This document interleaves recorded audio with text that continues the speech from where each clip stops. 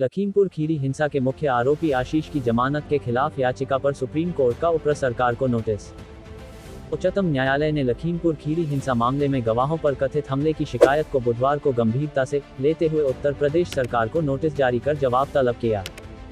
शीर्ष अदालत ने मुख्य आरोपी आशीष मिश्रा की इलाहाबाद उच्च न्यायालय से मिली जमानत रद्द करने की मांग वाली दायर याचिका पर सुनवाई के बाद नोटिस जारी करने का निर्देश दिया।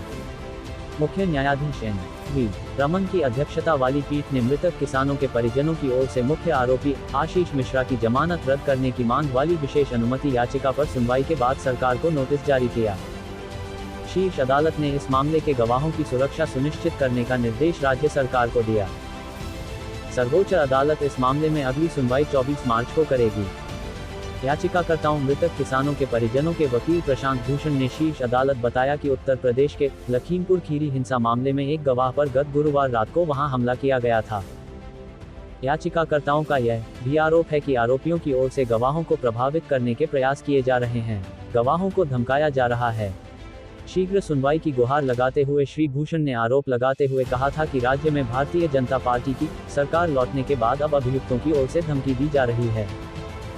श्री भूषण ने कहा कि ऐसे हालात में गवाहों और याचिकाकर्ताओं के लिए नई चुनौती खड़ी हो गई है। मुख्य आरोपी आशीष के अलावा अन्य आरोपी भी इलाहाबाद उच्च न्यायालय में जमानत लेने की कोशिश कर रहे हैं। केंद्रीय राज्य मंत्री अजय मिश्रा टेनी के पुत्र आशीष को इलाहाबाद उच्च न्यायालय ने 10 फरवरी को जमानत दी थी।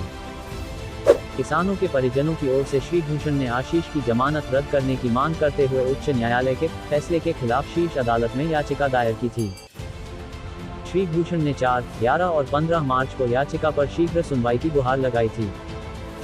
तब मुख्य न्यायाधीश की अध्यक्षता वाली पीठ ने इस मामले पर उपयुक्त पीठ के समक्ष सुनवाई करने का निर्देश दिया था। मृतक किसानों के परिजनों का नेतृत्व कर रहे जगजीत सिंह की ओर से अधिवक्ता श्री भूषण ने फरवरी में विशेष अनुमति याचिका दायर की थी। याचिकाकर्ता ने इलाहाबाद उच्च न्यायालय द्वारा आशीष को जमानत दिए जाने को कानूनी प्रक्रिया एवं न्याय की अनदेखी करार दिया है।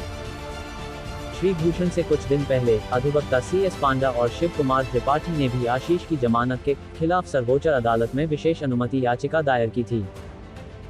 उत्तर प्रदेश के लखीमपुर खीरी में पिछले साल 3 अक्टूबर को कथित रूप से आशीष की कार से कुचलकर 4 किसानों की मृत्यु हो गई थी। इसके बाद भड़की हिंसा में 2 भाजपा कार्यकर्ताओं के अलावा कार चालक एवं एक पत्रकार की मृत्यु हो गई थी।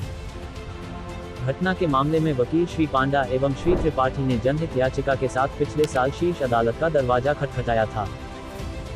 तब अदालत ने संबंधित पक्षों की दलीलें सुनने के बाद पंजाब एवं हरियाणा उच्च न्यायालय के सेवानिवृत्त न्यायाधीश न्यायमूर्ति राकेश कुमार जैन के नेतृत्व में पूरे मामले की जांच के लिए विशेष जांच दल SIT गठित की थी।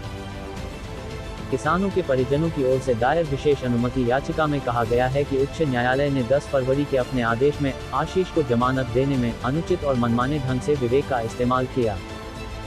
किसानों के परिजनों की याचिका में दावा किया गया है कि उन्हें कई आवश्यक दस्तावेज उच्च न्यायालय के संज्ञान में लाने से रोका गया था।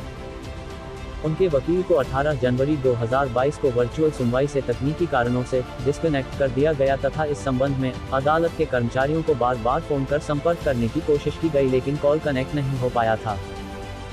इस तरह से मृतक किसानों के परिजनों की याचिका प्रभावी सुनवाई किए बिना खारिज कर दी गई थी।